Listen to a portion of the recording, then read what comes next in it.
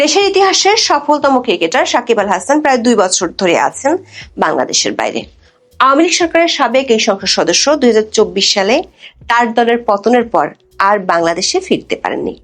এর মধ্যে বিএনপি ক্ষমতায় আসার পর সম্প্রতি সাকিবের দেশে ফেরা এবং বাংলাদেশ দলের হয়ে খেলার বিষয়টি আবারও আলোচনায় উঠে এসেছে। এমন আলোচনার মধ্যে খবর হলো সাকিব আল হাসান বাংলাদেশের সাবেক প্রধানমন্ত্রী ও আওয়ামী লীগের সভানেত্রী শেখ হাসিনার সাথে বৈঠক করেছেন। সাকিব সহ আওয়ামী লীগের 7 জন সাবেক সংসদ সদস্য শেখ হাসিনার সাথে সাক্ষাৎ করতে দিল্লিতে যান। সাকিব ছাড়া বাকি 6 জনের মধ্যে মৌলভীবাজার, শেরপুর, লক্ষ্মীপুর এবং চুয়াডাঙ্গার 1 জন ও ময়মনসিংহের 2 জন সাবেক সংসদ সদস্য ছিলেন।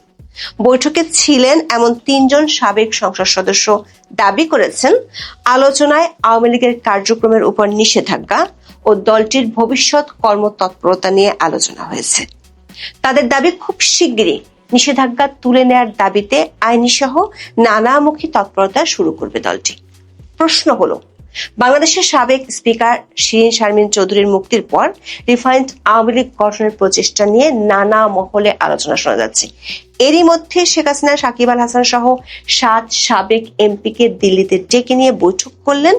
এমন খবর আসলে কি বার্তা দেয়? বৈঠকে ছিলেন এমন কয়েকজন নেতা বলছেন আওয়ামী লীগ রিফাইন্ড হবে, মানে বড় রকমের পরিবর্তন দলটিতে আসতে যাচ্ছে, তবে সেটি শেখ হাসিনার নেতৃত্বেই হবে, এমন ধারণাই তারা বৈঠকে পেয়েছেন। অন্যদিকে দিল্লির পররাষ্ট্র মন্ত্রণালয়ের একটি সূত্র বলছে দিল্লিতে বাংলাদেশের পররাষ্ট্রমন্ত্রী খলিলুর রহমানের বৈঠকের সূত্র ধরে বেশ কয়েকটি গুরুত্বপূর্ণ ইস্যু নিয়ে ভারত ও বাংলাদেশের শীর্ষ পর্যায়ে আগামী মাসের প্রথম দিকে উচ্চ পর্যায়ের বৈঠক অনুষ্ঠিত হবে। সেই বৈঠকে পানি, সীমান্ত এবং বাণিজ্য সমস্যার সাথে শেখ হাসিনা ও আওয়ামী লীগ ইস্যু নিয়ে আলোচনা হবে। শিগগিরই যে এমন একটা বৈঠক হতে যাচ্ছে সে ইঙ্গিত 16 এপ্রিল দিল্লিতে ভারতের পররাষ্ট্র মন্ত্রণালয়ের নিয়মিত সংবাদ সম্মেলনে মুখপাত্র রণধীর জয়সওয়াল দিয়েছেন। ওয়ানডে কিংবা টি20 অথবা টেস্ট, যে ফর্মেটই হোক না কেন একসময় সাকিব আল হাসানকে ছাড়া বাংলাদেশ দল কল্পনাই করা যেত না, কারণ এই অলরাউন্ডার একসাথে 2 ক্রিকেটারের সার্ভিস দিতেন। 2024 সালের 5 আগস্ট আওয়ামী লীগ সরকারের পতনের পর মাগুরা 1 আসনের সাবেক সংসদ সদস্য সাকিব আর বাংলাদেশে ফিরতে পারেননি। রাজনৈতিক পট পরিবর্তনের পর জাতীয় দলের হয়ে দেশের বাইরে 4টি টেস্ট খেলতে পেরেছিলেন তিনি। 2024 সালের অক্টোবরে দেশের মাঠে দক্ষিণ আফ্রিকার বিপক্ষে টেস্ট খেলে আন্তর্জাতিক ক্রিকেটকে বিদায় জানানোর ইচ্ছা ছিল তার। সেই ম্যাচ খেলতে দেশের পথে রওনাও দিয়েছিলেন তিনি, কিন্তু পরে নিরাপত্তার অজুহাতে তাকে থমকে যেতে হয় মাঝপথে। অভিযোগ আছে তখনকার অন্তর্বর্তী সরকার সাকিবকে দেশে ফিরতে দেয়নি। অন্তর্বর্তী সরকারের ক্রীড়া উপদেষ্টা আসিফ মাহমুদ সজীব ভুঁইয়ার আপত্তির কারণে সাকিবের তখন দেশে ফেরা সম্ভব হয়নি। সেই থেকে সাকিবের ক্যারিয়ারের অনিশ্চয়তার দোলাচলে তুলছে। পরবর্তীতে নানা সময় বিভিন্ন সাক্ষাৎকারে এই অলরাউন্ডার বলেছেন দেশের মাঠ থেকেই তিনি ক্রিকেট ক্যারিয়ারের ইতি টানতে চান। সবশেষ বাংলাদেশের ইংরেজি দৈনিক দ্য ডেইলি স্টারকে একটি সাক্ষাৎকার দিয়েছিলেন দেশের ইতিহাসের সফলতম ক্রিকেটার সাকিব আল হাসান। সেই সাক্ষাৎকারে সাকিব জানিয়েছিলেন সর্বোচ্চ মঞ্চে খেলার তাড়না আগের মতোই আছে তার, আপাতত বাংলাদেশে ফিরে খেলতে চান। খেলার পাঠ শেষ হয়ে গেলে ফের রাজনীতিতে জড়িত হওয়ার ইচ্ছা আছে তার। বাংলাদেশের ক্রিকেট থেকে সাকিব গত 2 বছরে অনেক দূরে থাকলেও তাকে নিয়ে আলোচনা থেমেছিল না। সেই প্রসঙ্গের পালে আরো জোর হাওয়া লাগে গত জানুয়ারিতে। বিসিবি সেই সময়ের পরিচালনা পর্ষদের সভা শেষে তখনকার পরিচালক আমজাদ হোসেন জানিয়েছিলেন সাকিবকে আবার তারা জাতীয় দলের জন্য বিবেচনা করবেন।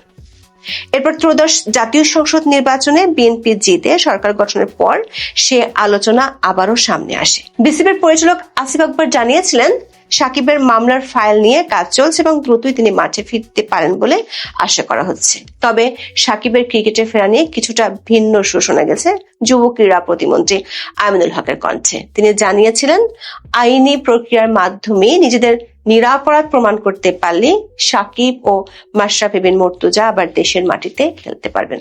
তবে নিজের বিরুদ্ধে দায়ের হওয়া মামলাগুলো নিয়ে ডেইলি স্টারকে দেওয়া সাক্ষাৎকারে সোজা সাপটা মন্তব্য করেছেন সাকিব। বলেছেন বিচার প্রক্রিয়া কত দ্রুত শেষ হবে তা সিস্টেমের সদিচ্ছার বিষয়। তার মতে তার বিরুদ্ধে যে মামলাগুলো করা হয়েছে সেগুলো কোনো প্রমাণ নাই, কোনো ভিত্তি নেই, এটা সবাই বলছে, যা বিভিন্ন সংবাদ মাধ্যমে উঠে এসেছে।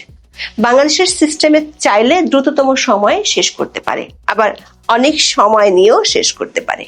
এটা হচ্ছে সরকারের সদিচ্ছার বিষয়। দর্শক, সাকিবের বিরুদ্ধে যে ঘটনার জন্য হত্যা মামলা দায়ের করা হয়েছিল, সেই সময় তিনি কানাডায় টি10 ফ্রাঞ্চাইজি লিগ খেলছিলেন। সাকিবের দেশে ফেরা না ফেরা কিংবা বাংলাদেশের হয়ে খেলবেন কি খেলবেন না, সাকিব ভক্তদের মাঝে এমন আলোচনার মধ্যে খবর হলো সাকিব আল হাসান দিল্লিতে গিয়েছেন। সেখানে তিনি দেখা করেছেন দিল্লিতে থাকা বাংলাদেশের সাবেক প্রধানমন্ত্রী ও আওয়ামী লীগের সভানেত্রী শেখ হাসিনার সাথে। সাকিব আল হাসানের সাথে আওয়ামী লীগের আরো 6 জন সংসদ সদস্য দিল্লিতে গিয়েছিলেন। এই 6 জন সাবেক সংসদ সদস্য এখন কলকাতায় আছেন।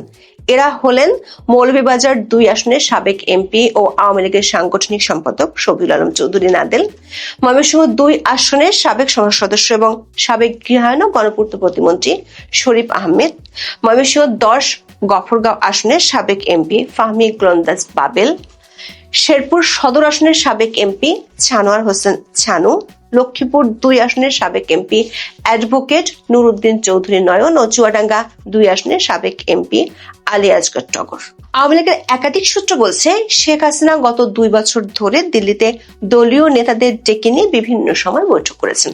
প্রায় এই ধরনের বৈঠক হয়, সেসব বৈঠকে বিভিন্ন দিক নির্দেশনা তিনি দিয়ে থাকেন। তবে এবারের বৈঠকটি এমন এক সময় হয়েছে যেখানে কয়েকদিন আগে বাংলাদেশের জাতীয় সংসদে আওয়ামী লীগের কার্যক্রম নিষিদ্ধ করার জন্য অন্তর্বর্তী সরকারের জারি করা অধ্যাদেশটি আইন হিসেবে পাশ করা হয়।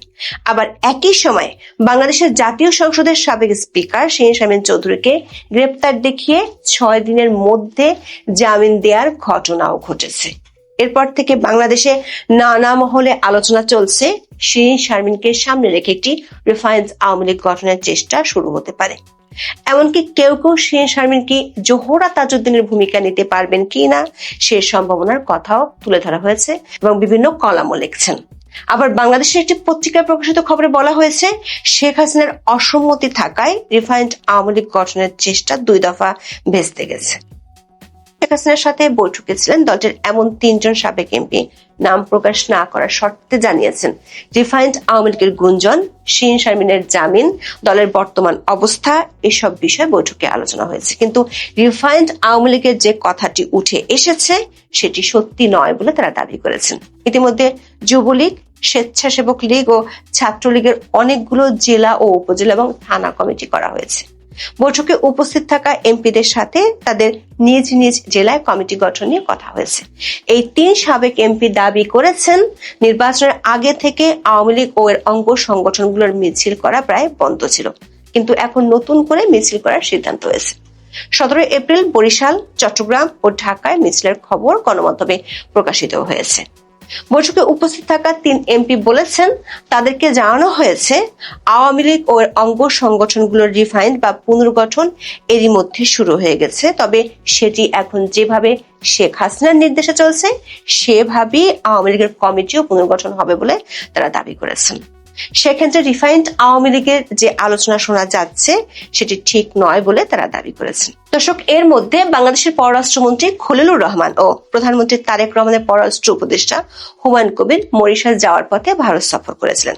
ভারতের পররাষ্ট্র মন্ত্রণালয়ের পক্ষ থেকে ঠিক কোন কোন বিষয় নিয়ে এই সফরে আলোচনা হয়েছিল তা জানানো হয়নি। তবে বাংলাদেশের পররাষ্ট্র মন্ত্রণালয়ের পক্ষ থেকে এই 2 দিনের সফরে গঙ্গা পানি চুক্তি, জ্বালানি সাহায্য সহ নানা ইস্যু নিয়ে আলোচনা হয়েছিল বলে জানানো হয়।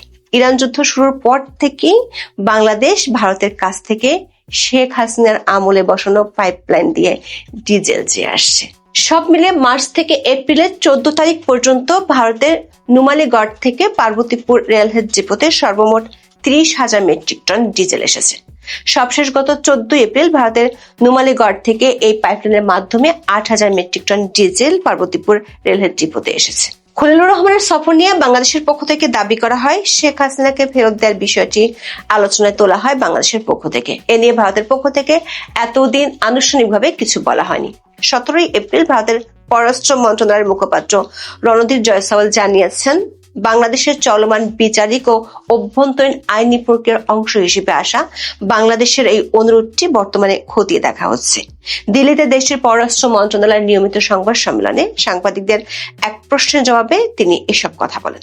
ভারতের পক্ষ থেকে জানানো হয়েছে, বিষয়টি নিয়ে ভারত সব অংশীজনদের সঙ্গে গঠনমূলক আলোচনা চালিয়ে যাবে। সূত্রগুলো বলছে, ঠিক একই ধরনের কথা ভারতের পক্ষ থেকে গত অন্তর্বর্তী সরকারের আমলেও বলা হয়েছিল। গত বছরের 26শে নভেম্বর ঠিক একই প্রশ্নের জবাবে একই রকম উত্তর দিয়েছিলেন জয়সওয়াল। বলেছিলেন, নাগরিকত্ব ও আন্তর্জাতিক আইন অনুযায়ী এমন একটি অনুরোধ ভারতের বিচারিক ও কূটনৈতিক প্রক্রিয়ার মধ্য দিয়ে যাচাই করা হবে। জয়সওয়াল তখনও বলেছিলেন, তারা বাংলাদেশ থেকে এমন একটি অনুরোধ পেয়েছেন, বিষয়টি এখন খতিয়ে দেখা হচ্ছে। তারা সব স্টেক হোল্ডারের সঙ্গে গঠনমূলক আলোচনায় অংশ নেবেন। দিল্লির একাধিক সূত্র বলছে, শেখ হাসিনার প্রত্যাবর্তনের ইস্যুটির চেয়ে ভারতের কাছে গুরুত্বপূর্ণ হলো আওয়ামী লীগের কার্যক্রমের উপর নিষেধাজ্ঞার ইস্যুটি। 16 এপ্রিলের ব্রিফিং এ রণজিৎ জয়সওয়াল সেই ইঙ্গিতে দিয়েছেন, বলছেন ভারত বাংলাদেশের সমস্ত ঘটনা প্রবাহ খুব নিবিড়ভাবে পর্যবেক্ষণ করছে। পররাষ্ট্রমন্ত্রী বাংলাদেশের বর্তমান সরকারের সঙ্গে গঠনমূলকভাবে কাজ করার এবং দ্বিপাক্ষিক সম্পর্ককে আরো শক্তিশালী করার ইচ্ছার কথা পুনর্ব্যক্ত করেছেন। জয়সওয়াল আশা করেছেন, উভয় পক্ষের বিস্তারিত মতামত ও অবস্থান জানতে শিগগিরই একটি আনুষ্ঠানিক বৈঠক অনুষ্ঠিত হবে। সূত্রগুলো বলছে, ভারতের পররাষ্ট্রমন্ত্রী এস জয়শঙ্করের সাথে বাংলাদেশের পররাষ্ট্রমন্ত্রী খলিলুর রহমানের বৈঠকের পরদিনই আওয়ামী লীগের কার্যক্রম নিষিদ্ধের আইনটি বাংলাদেশের সংসদে পাশ হয়।